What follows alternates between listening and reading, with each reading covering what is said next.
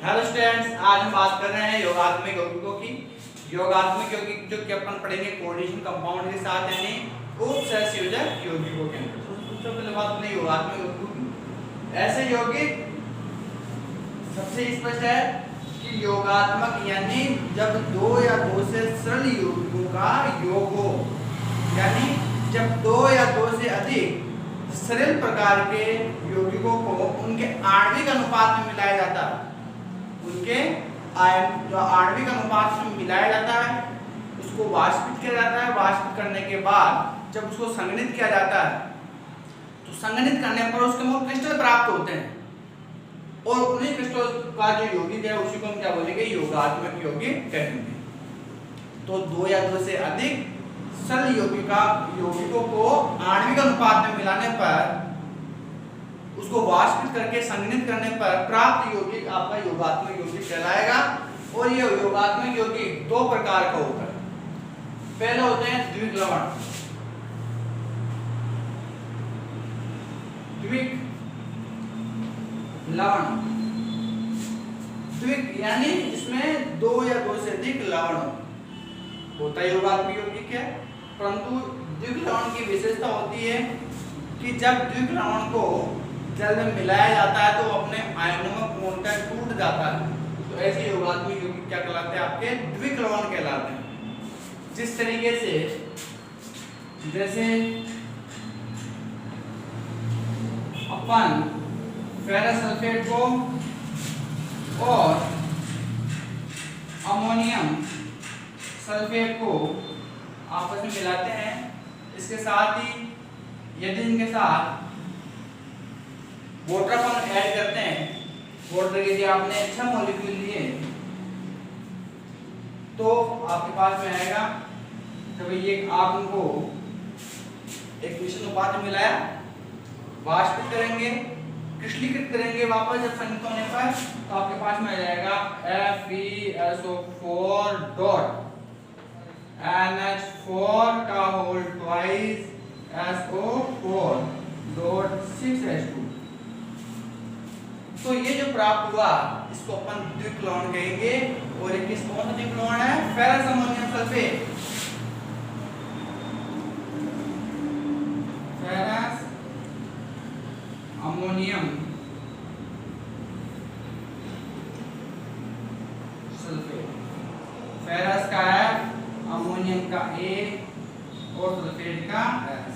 FS भी कहते हैं इसको, मोहर लवण भी कहते हैं।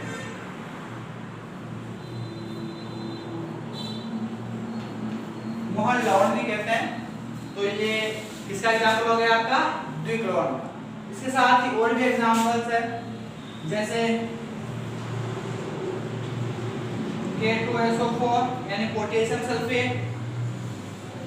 पोटेशियम सल्फेट के साथ यदि एल्युमिनियम सल्फेट का यूज करें, Al2SO4 का होल थ्राइस और 24 मॉलिक्यूल यदि अपन H2O के लेते हैं तो तीनों को जब अपन मिलाते हैं तो जो लवण बनता है वो भी क्या होता है, आपका द्विक लवण होता है। तो ये क्या हुआ आपका K2SO4 प्लस डॉट लगाएंगे क्रिस्टल में Al2SO4 का होल थ्राइस डॉट 24H। तो किसी भी लवण सूची इकाई के साथ जुड़ने जल के अणुओं की संख्या होती है वह उसका क्रिस्टलन जल कहलाती है। तो इस प्रकार से ये जो पोटाश एलम प्राप्त हुआ,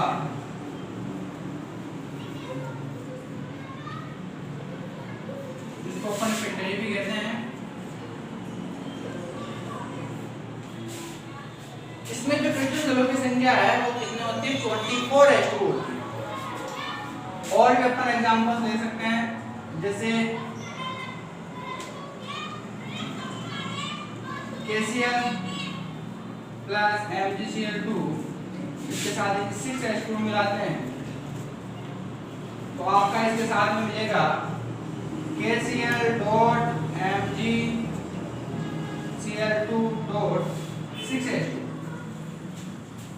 तो यहाँ जो प्राप्त हो रहा है इसको बोलते हैं ट्रायंगुलाइज।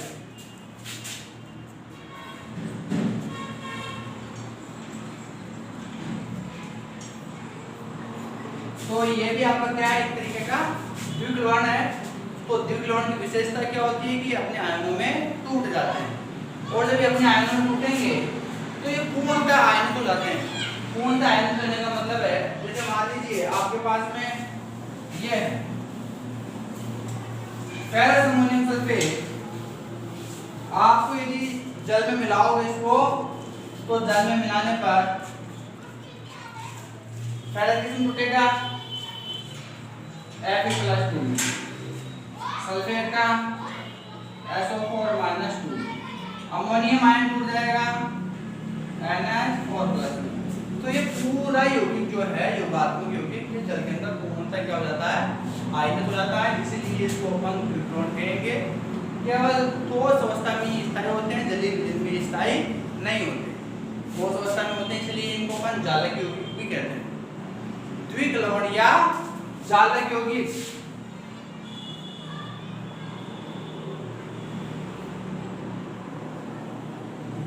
जालक यौगिक भी कहते हैं इनको, योगात्मक यौगिकों के इस फर्स्ट पार्ट को द्विक लवण या जालक यौगिक। ठोस अवस्था में स्थायी हो और जलीय विलीन में अपने आयनों में पूर्णतः आयनित हो जाए। अब बात करते हैं अपन इसके दूसरे वाले पार्ट, यानी योगात्मक यौगिक का दूसरा भाग।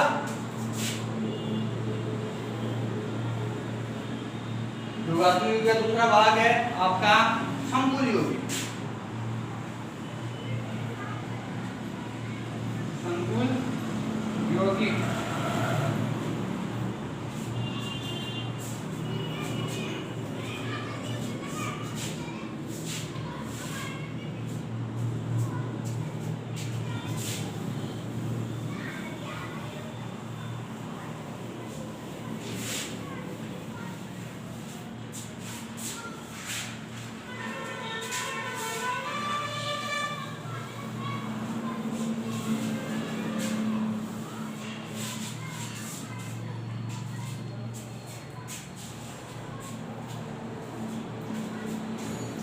हम बात करें संकुल यौगिकों की।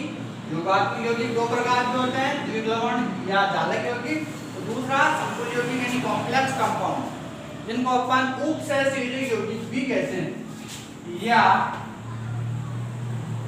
उपसहसंयोजक यौगिक भी कहते हैं। तो उपसहसंयोजक यौगिक जो है, उसका यदि अपना उदाहरण लें तो क्या होते हैं उपसहसंयोजक यौगिक या संकुल यौगिक? जब आपकी जो योगात्मक यौगिक प्राप्त होते हैं, ठोस होते हैं, जब जलीय विलीन में इनको मिलाया तो वो आयनित हो जाते हैं, तो द्विक लवण कहलाते हैं। परंतु यदि आयनित ना हो और उनके मध्य यदि उपसहसंयोजक बंध पाया जाए तो संकुल यौगिक या उपसहसंयोजक यौगिक कहलाते हैं। इनमें केंद्रीय परमाणु के साथ लिगेंड उपसहसंयोजक बंधों के द्वारा जुड़ा होता है। तो ऐसे यौगिक आपके संकुल यौगिक या उपसहसंयोजक यौगिक कहलाते हैं। जैसे आपने फेरस साइनाइड लिया, तो फेरस साइनाइड जो है CN फेरस साइनाइड लेते हैं, इसकी अभिक्रिया यानी KCN पोटेशियम साइनाइड के साथ एक निष्ठा अनुपात में अपने लिया, 1 अनुपात इसका 4 अनुपात इसका। तो उनको जब अपन वाष्पित करते हैं, तो वाष्पित करने के बाद जब संघनित करते हैं तो अपने पास में एक नया यौगिक प्राप्त होता है। उससे कोई गया आपका योगात्मक यौगिक, और वो किस प्रकार का है? संकुल यौगिक या उपसहसंयोजक यौगिक प्रकार का होता है। तो इसमें जो हमको प्राप्त होगा, पोटेशियम 4 है तो K4, फेरस का Fe, CN कितना होगा 2A 4A, तो CN का होल 4। ये अपन को यौगिक प्राप्त हुआ जिसमें अपन को बड़ा ब्रैकेट दिख रहा है, और बड़े ब्रैकेट वाले सभी यौगिक कैसे होते हैं? संकुल यौगिक या उपसहसंयोजक यौगिक कहलाते हैं। तो यहाँ पर जो कंपाउंड प्राप्त हो रहा है इसका नाम है पोटेशियम हेक्सास। यहाँ पर 6 है तो क्या हो जाएगा? हेक्सा। CN का साइनो और Fe का फेरेट।